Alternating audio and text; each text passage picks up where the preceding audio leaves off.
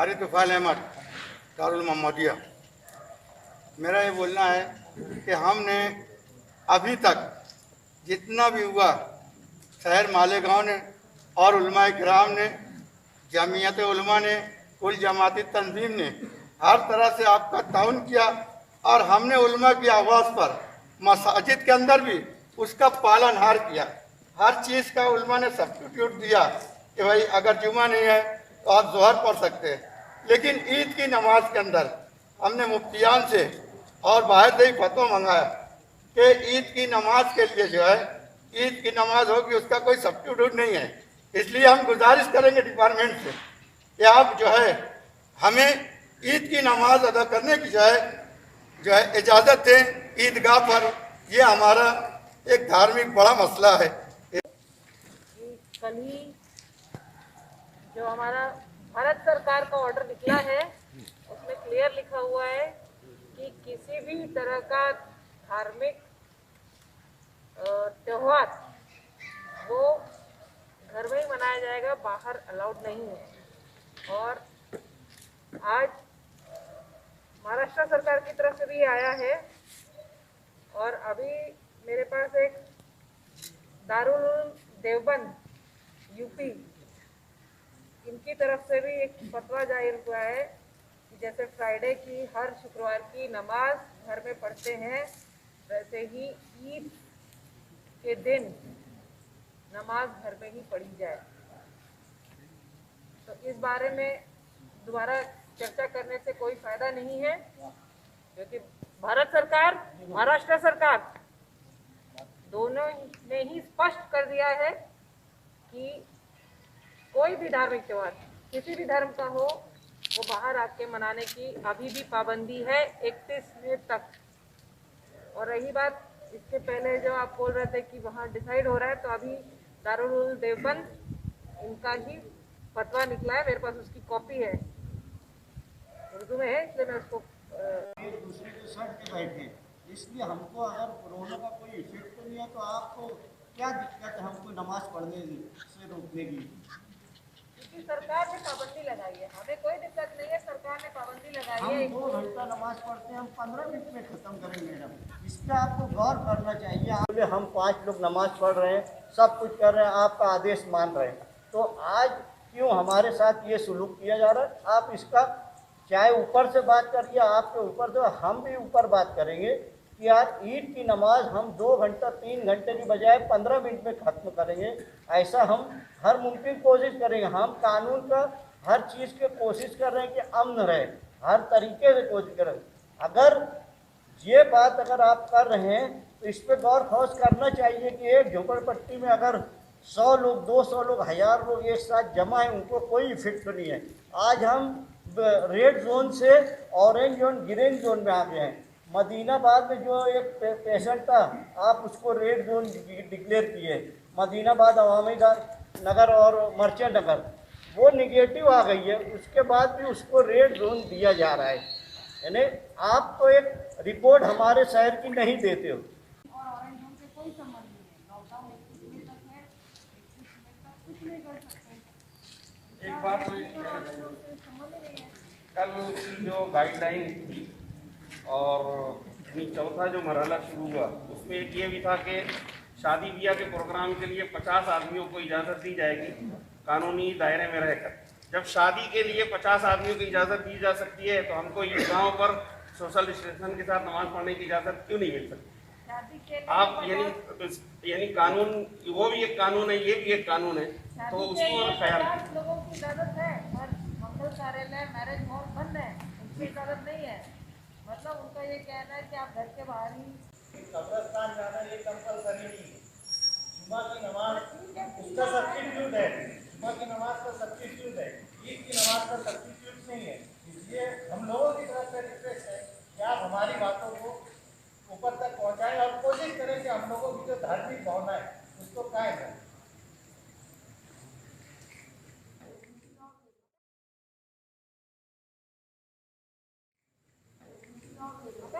समाज का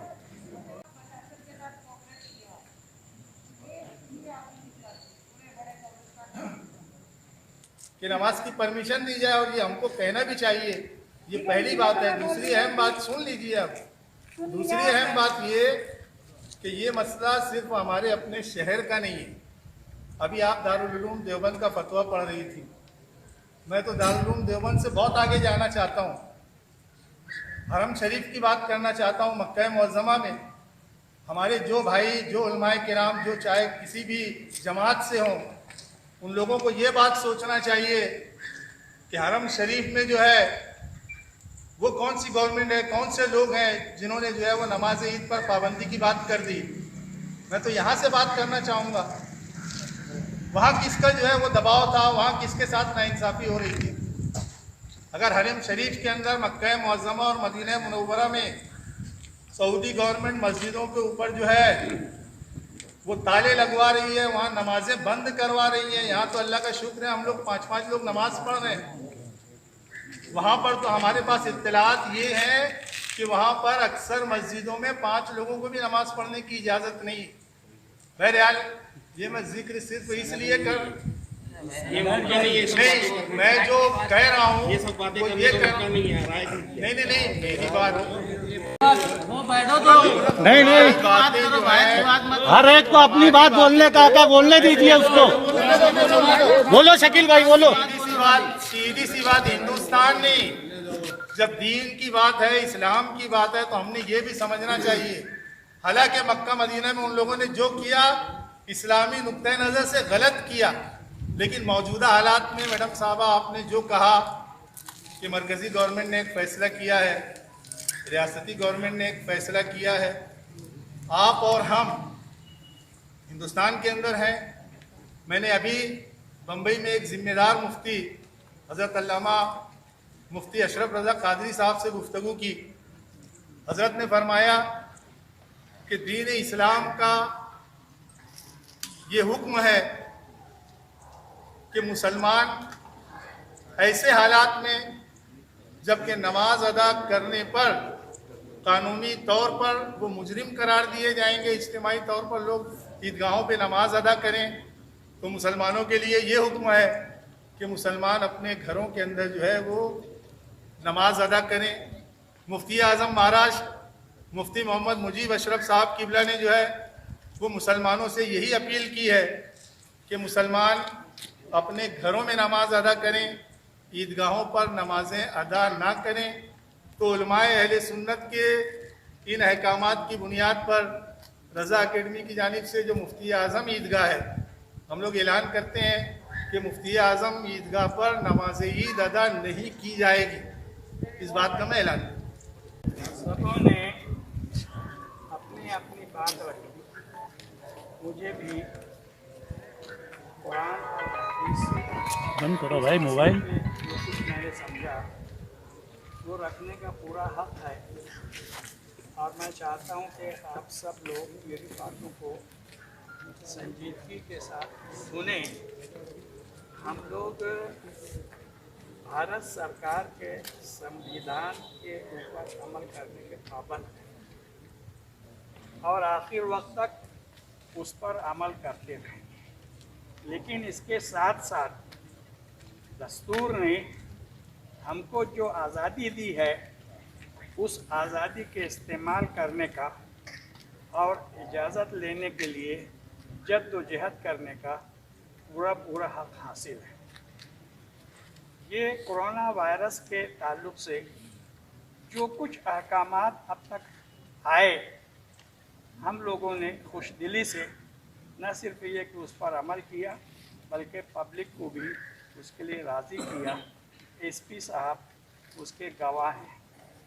रिकॉर्डिंग मांगी, रिकॉर्डिंग सब लोग जो बैठे हुए हैं मुख्तलिफ मसलक में, तहरीर मांगी, तहरीर दी। नमाज़ों पे पाबंदी लगाई गई, हमने बादिल नाखास्ता उसको भी कबूल कर लिया। बड़ी बड़ी मस्जिदें हमारी हैं आज, लेकिन उसने 5 से ज़्यादा नमाज नहीं पढ़ी। ये जो ईद की नमाज की बात है, ये दूसरी नमाज़ों से हटकर, ये आम नमाज़ों की तरह नहीं है, इसका कोई सब्स्टिट्यूट नहीं है।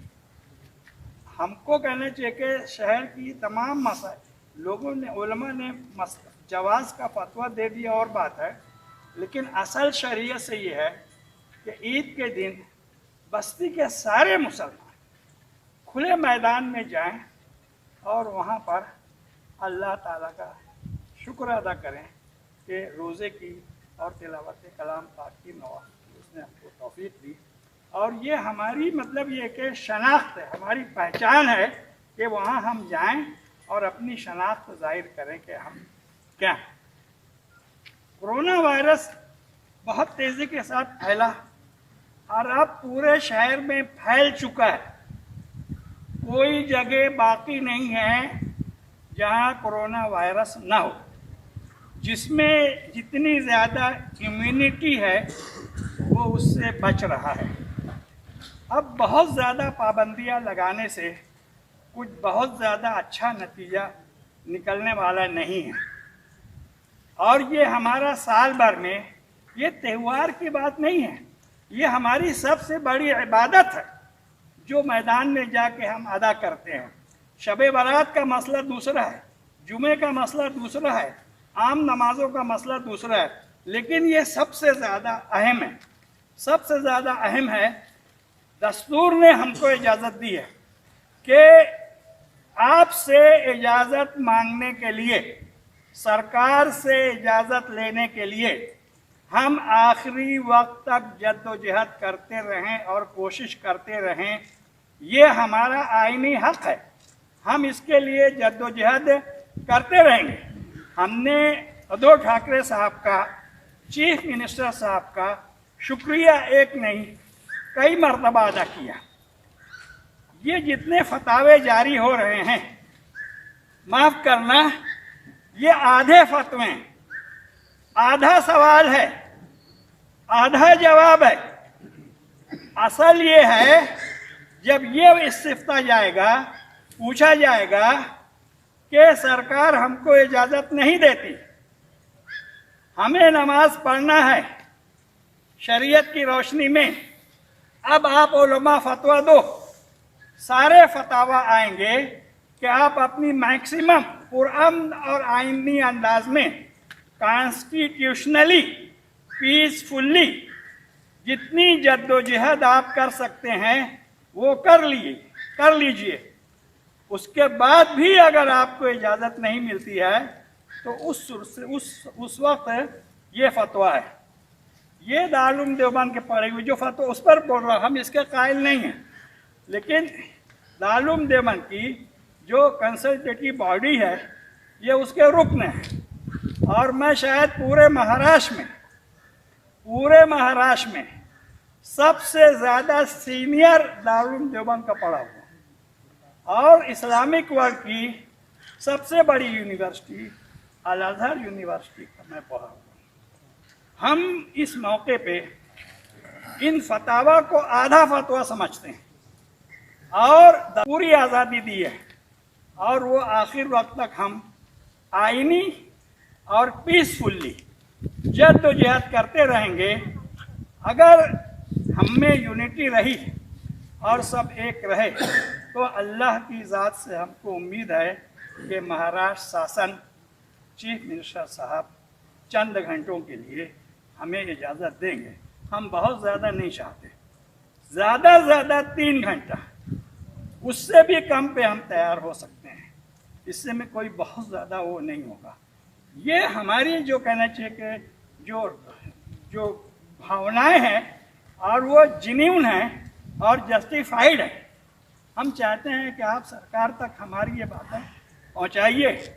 हम कभी किसी को नहीं बोलेंगे, हमने हमेशा ताउन किया, हमारा पूरा रिकॉर्ड बताता है। आज भी ताउन करेंगे, आपके साथ ताउन करेंगे।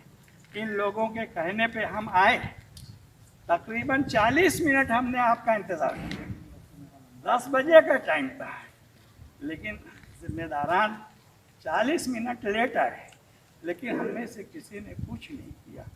तो आप एक जिम्मेदार होने की हैसियत से सरकार की जो पॉलिसी है आप क्लियर कर रखिए और बताइए, और हम क्या चाहते हैं ये भी सरकार तक आप पहुंचा दीजिए। हमको उम्मीद है कि वो लोग संजीदगी से इसके ऊपर गौर करेंगे और कोई ना कोई रास्ता इंशाअल्लाह निकालेंगे। हमने और लोगों को भी बुलाया था, उन्होंने हमें मैसेज पहुंचाया कि आ रहे हैं, पर अभी 11:30 11:15 हो रहा है, पर वो अभी तक नहीं आए।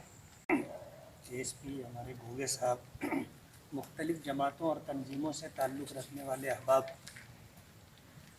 मैं डिपार्टमेंट के सामने ईद की नमाज का जो फ़लसफ़ा है या ईद की नमाज क्या है, उसका बैकग्राउंड क्या है, वो रखना चाहता हूँ।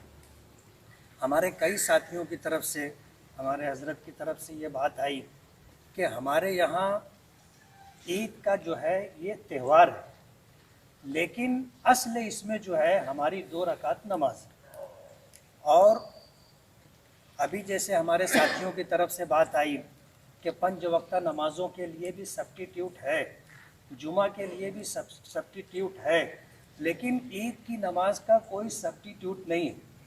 मैं दारुल उलूम देवबंद की एडवाइज़री बोर्ड का एक रुकन हूँ और मैं इस बात को मानता हूँ कि उन्होंने जो जवाब दिया है, आप इस बात को समझ लें कि जैसा सवाल आप दारुल इफ्ता में दोगे उसी सवाल पर वो जवाब आपको देंगे।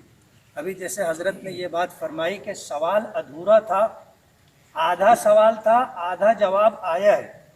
सवाल अगर मुकम्मल होता तो जवाब भी मुकम्मल आता। आप एक बात ये समझ लें कि हमने रमज़ान भर रोज़े रखे, ऊपर वाले ने जो हमें हैसियत दी थी, हमने रमज़ान में आज इस लॉकडाउन के अंदर गरीबों की मदद के लिए हमने ज़कात का जो हम पर फरीज़ा है उसको हम लोग अदा करते रहे। तरावी की नमाज जो मस्जिदों में बाकायदा बहुत एहतमाम के साथ पढ़ी जाती है और उसमें हमारा जो कुरान शरीफ है, एक शख्स उसे रमज़ान में पूरा ज़ुबानी सुनाता है और बहुत एहतमाम के साथ हम ये नमाज़ पढ़ते हैं। लेकिन इसका सब्स्टिट्यूट है, हमने शब बारात कहो, रमज़ान कहो, तरावी कहो, जुमा कहो, हर मौके पर जो भी संविधान है या सरकार का जो आदेश है हमने उसका पालन किया है।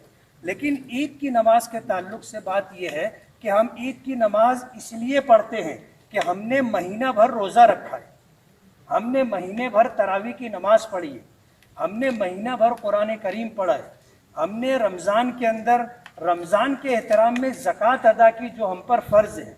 इन सारी चीज़ों का शुक्राना अदा करने के लिए हम ईदगाह पर जाते हैं। ईद के दिन नया कपड़ा पहनना ज़रूरी नहीं है, ईद के दिन त्यौहार और खुशी मनाना ज़रूरी नहीं है। हम पुराने कपड़ों में भी ईद की नमाज़ पढ़ सकते हैं, ईद के दिन पुराना कपड़ा भी पहन सकते हैं और आम दिनों की तरह ईद का दिन भी गुजार सकते हैं। लेकिन ये 2 रकात नमाज ऐसी है कि हमने जो महीना भर इबादत की है उसका सिला कहो, उस पर पुण्य कहो, सवाब कहो, अज्र कहो, वो लेने के लिए वहाँ जाते हैं। ईद की नमाज के लिए हमें ये हुक्म है कि मस्जिदों से निकल करके, घरों से निकल करके किसी मैदान में जा करके नमाज अदा करें। और यही सूरत हाल खुद मदीने मुनव्वरा में भी रही माजी में जब हमारे सरकार थे। आज इस मौके पर हम ये मानते हैं कि डिपार्टमेंट की वो पोस्ट जिस पर आप हैं, आप हमारे दरमियान और सरकार के दरमियान बीच की कड़ी। आपने सरकार का, मरकजी गवर्नमेंट का या रियासती गवर्नमेंट का जो हुक्म था आपने बताया, लेकिन सबकी जो भावनाएं हैं, आप अगर हमारी ये बात भी सरकार तक पहुंचाएं, और हम भी कोशिश कर रहे हैं कि सरकार तक हमारी बात जाए, और हम बहुत ज़्यादा समय नहीं लेंगे। जैसे कहा गया ज़्यादा से ज़्यादा 3 घंटा, लेकिन मैडम नमाज के लिए हमको 3 घंटा नहीं लगता। उसमें नमाज से पहले जो बयान होता है या लोगों के आने के इंतज़ार में जो रुकना पड़ता है, उसके लिए इतना वक्त है। लश्कर वाली ईदगाह, वहाँ के ज़िम्मेदारान भी हैं, अजीज़ कल्लू स्टेडियम के ज़िम्मेदार हैं और भी दीगर ईदगाहों के ज़िम्मेदारान हैं। मैं सभी लोगों की और मालेगांव की नुमाइंदगी करते हुए कहना चाहूँगा कि अभी जैसे आप हमें सरकार से बात करके सुबह 7 बजे तक का वक्त दिला दें, हम 7 बजे से पहले नमाज पढ़ करके ईदगाह खाली कर देंगे हमारा ये जो मुतालबा है, डिमांड है, आप अगर सरकार तक पहुंचा करके हमारी नुमाइंदगी करेंगे, हम भी कोशिश कर रहे हैं। आखिरी दर्जे में जैसा कि मौलाना ने फरमाया कि अगर किसी दर्जे में हमको इजाज़त नहीं मिलती है तो हम आखिरी दर्जे के अंदर घर में पढ़ने के लिए भी मजबूर होंगे। इसलिए आपसे गुजारिश है कि आप हमारी बात ऊपर तक पहुंचाएं। बहुत बहुत शुक्रिया। किया उससे मैं सहमत हूँ, सबसे बड़ा त्यौहार है, लेकिन ये डिमांड सिर्फ मालेगांव से आती है। मैंने कामठी में पता किया, कामठी आप सबको मालूम होगा, भिवंडी में पता किया, मुमरा में पता किया, ऐसी डिमांड सिर्फ मालेगांव से ओरिजिनेट हो रही है। और यहाँ ठीक है, नासिक जिले में और भी धार्मिक स्थल है और भी धर्म है जो बहुत जोर शोर से मनाते हैं। जैसे आपका त्र्यंबकेश्वर मंदिर है, बंद है। आपको अभी मैंने सप्तशृंगी गढ़ की भी बात बताई, लेकिन वो छोड़ दीजिए आप। ये मैं बिल्कुल सहमत हूँ, साल भर में जितने भी त्यौहार आते हैं उसमें सबसे बड़ा त्यौहार है। और आपने जो बताया कि वो नमाज ईदगाह मैदान पे अदा करना कंपलसरी है, पर शासन ने एक आदेश निकाला है, भारत सरकार ने भी और राज्य सरकार ने भी। अब डिमांड की यहाँ ईद की नमाज ईदगाह मैदान में पढ़ी जाए, ये डिमांड सिर्फ मालेगांव से आ रही है, ना कामठी से आ रही है, ना मुमरा से आ रही है, ना भिवंडी से आ रही है। तो हम यही चाहते हैं मैडम, आप एक मर्तबा हमारी बात ऊपर पहुंचाइए। जैसे तो फिर हम लोग तो जैसे आपके साथ पीछे भी जो है ताउन करते रहे, आगे भी ताउन करने के लिए तैयार हैं, लेकिन आप हमारी बात ऊपर पहुंचाइए। ये हमारा आपसे जो है एक हक बनता है, या यूँ कहिए कि हम लोग अपनी एक डिमांड मुतालबा आपके सामने रख रहे हैं।